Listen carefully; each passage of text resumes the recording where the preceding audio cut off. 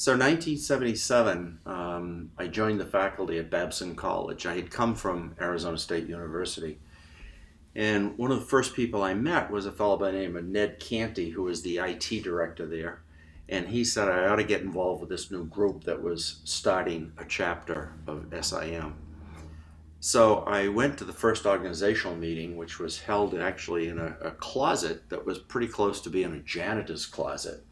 And there were 6 or 8 of us there, including Stu Stokes and John Dacey and Dick Harris and a couple of other people who I can't quite remember. The fellow from Providence, Charlie Hewitt. Charlie Hewitt was also there. The impetus for getting these chapters started was Dick Harris went to a meeting in Minneapolis of SIM, and they were talking about starting local chapters. He came back and he met with John Dacey over breakfast at a Howard Johnson's in Burlington, Massachusetts, and they created the idea of starting a chapter. So we met in '77 first at that spot. We started to have our meetings, and we decided we would have every other meeting would be at the Babson campus, and the next meeting would be at the faculty club at MIT. Jack Rockart was very active in the chapter. The very first speaker was Jerry Cantor, who was with Babson for many, many years. But Jerry was with Honeywell at the time, and he was the very first speaker. Well, it wasn't 1977. I didn't know how to spell SIM, okay, because I didn't get involved until I was invited to the Boston chapter in about 1984. In 1984, I had a call from a friend of a friend who suggested that I should join this organization called SIM. I told her I didn't know anything about SIM at that particular point in time, and she proceeded to then still offer me the job as the vice chairman of the board of the Boston chapter. And so I accepted on one condition, that I would be allowed to learn my way into the roles. And she said, that's not a problem. Don't worry. It takes you about 2 to 3 years of being a vice president before you get to arrive at the chairman's position.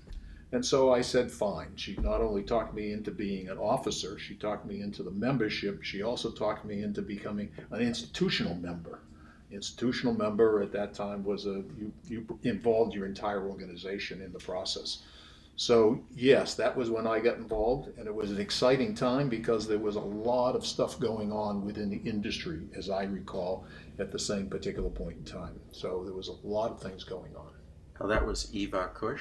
Eve Arkush was the person who got to me through somebody else and invited me to participate, and I was off to the races, and still am a member this many years later.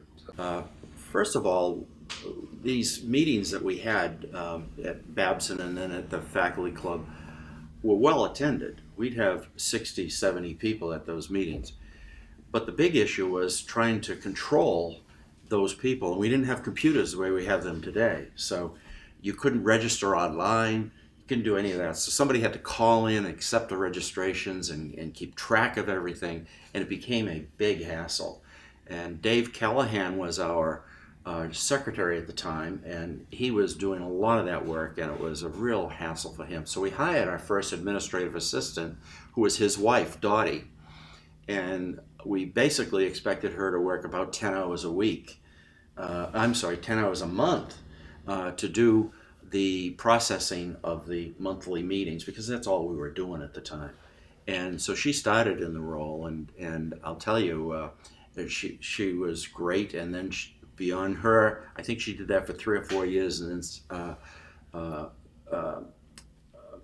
Stokes, I can't think of her name. Nancy Stokes. I mean, I was involved, I believe, as the vice chairman at that particular point in time. When Nancy came in? And then we went out and said, we need to do something different here because that wasn't working. Yeah. And I think she had to switch roles or something. And so that's when we went out, and again, wouldn't you know that somebody within the organization, Stu, a very active member of the chapter, said, My wife happens to have a business called Stokes Office Services Right. in Wellesley, Yeah. and so we hired her to begin the process of administering us, and we needed it very badly. As you can recall, Right. it was a pretty messed up situation. So Nancy then was our savior. She came in and straightened out all the administration. And by that time, computers were beginning to get more involved. I mean, we had word processing capabilities Absolutely.